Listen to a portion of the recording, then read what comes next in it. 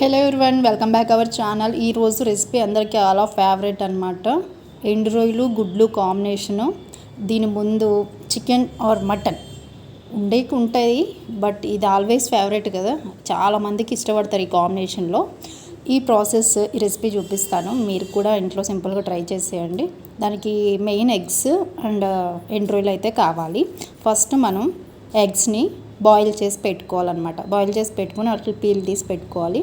Next ఒక 4 to 5 onions cut చేసుకుని రెడీగా పెట్టుకోవాలి. అట్లానే పచ్చిమిర్చి స్లైసెస్ కూడా కట్ చేసి పెట్టుకోవాలి. స్టవ్ మీద ప్యాన్ పెట్టుకుని కర్రీకి తగ్గ ఆయిల్ వేసుకోవాలి. వెల్లుల్లిపాయలు గుడ్డు కర్రీలో ఆల్వేస్ టేస్ట్ బెస్ట్గా ఉంటాయి. ఎగ్ ఫ్రైలో అయినా బాగుంటాయి, పులుసులో కూడా బాగుంటాయి. సో కొంచెం ఎల్లుల్లిపాయ కచ్చాపచ్చాగా జస్ట్ అలా దంచుకుని 2 ఎల్లుల్లిపాయలు యాడ్ చేసుకోండి అండ్ జీలకర్ర యాడ్ చేసుకోండి.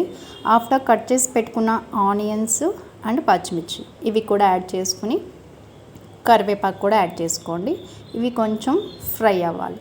ఫ్రై అవ్వడానికి కొంచెం సాల్ట్ అనేది యాడ్ చేసుకోవాలి. సాల్ట్ కొంచెమే వేసుకున్నాను, తర్వాత కర్రీ ఎండింగ్లో కొద్దిగా యాడ్ చేసుకోవచ్చు. ఎందుకంటే ఆనియన్స్ జల్దీ ఫ్రై అవ్వాలంటే కాస్త సాల్ట్ యాడ్ చేస్తే తొందరగా గోల్డ్ కలర్ అనేది వచ్చేస్తుంది. తర్వాత ఆనియన్స్ ఫ్రై అయిన తర్వాత ఎండు రొయ్యల్ని హాట్ వాటర్లో వేసి ఉంచుకోవాలి. ఫస్ట్ అవి క్లీన్ అవుతాయి అన్నమాట. దాంట్లో ఏమన్నా ఇసుక అలాంటిది ఏమన్నా ఉంటే డస్ట్ పార్టికల్స్ అన్నీ కిందకి జారిపోతే రొయ్యలు అనేవి క్లీన్ అవుతాయి.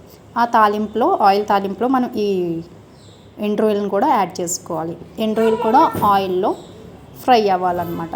లైట్గా రోస్ట్ ఫ్రై అయితే సరిపోతుంది. ఇట్లా మనం ఆనియన్స్తో పాటు రొయ్యలను కూడా మిక్స్ చేసుకుని యాడ్ చేసుకోవాలి.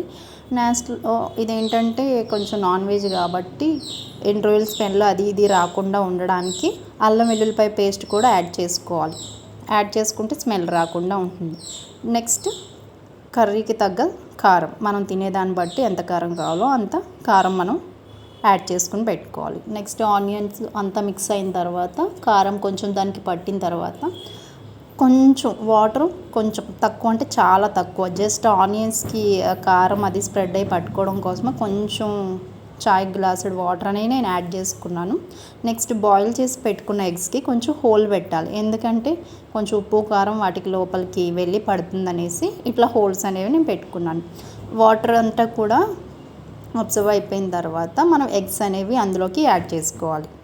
నెక్స్ట్ ఒకసారి తిప్పేసి కొత్తిమీర ఉంటే కనుక వేసుకోండి.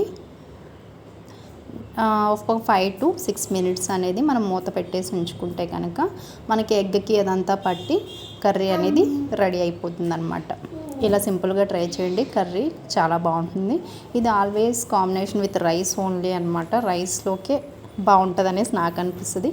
కొందరు తీసుకునే వాళ్ళు చపాతీలో కూడా తీసుకోవచ్చు. బట్ ఏంటంటే కర్రీ ఇది ఎండు రొయ్యలు అవి ఉంటాయి కాబట్టి వైట్ రైస్లోకే బాగుంటుందన్నమాట. ఈరోజు మా ఇంట్లో రెసిపీ ఇదన్నమాట. సో నా ఛానల్ కనుక మీరు ఫస్ట్ టైం చూస్తున్నట్టయితే ఇలాంటి వీడియోస్ కోసం నా ఛానల్ని సబ్స్క్రైబ్ చేసుకోండి అండ్ వీడియో నచ్చితే లైక్ చేయండి. Thank you for watching.